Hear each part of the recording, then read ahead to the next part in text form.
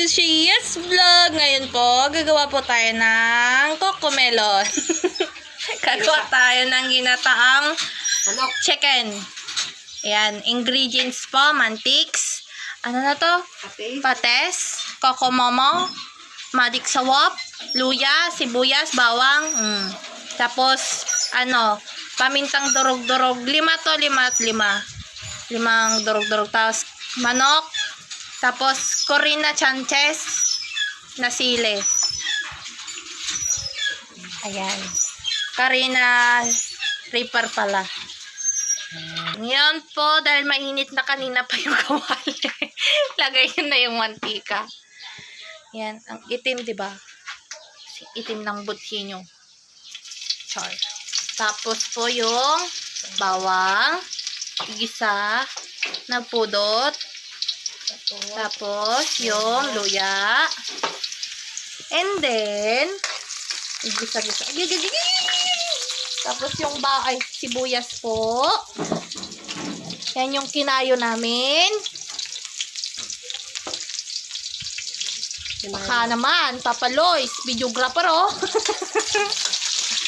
Ayan, igisa.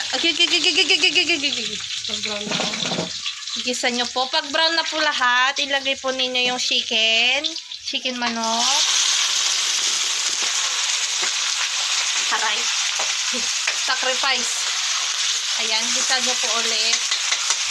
Madami pa pong manok dito, yun pero pang sabo.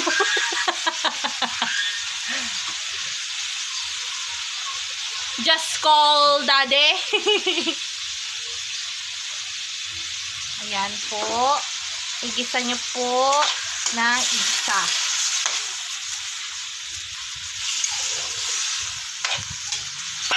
Next po, lalagyan po natin siya ng ingay, patis. Ayan. Tapos, paminta.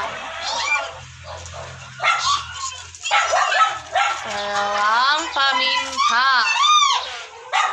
Tapos, magic syrup. And then, pure quaron.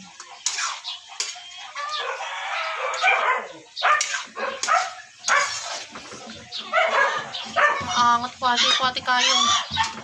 Ayan.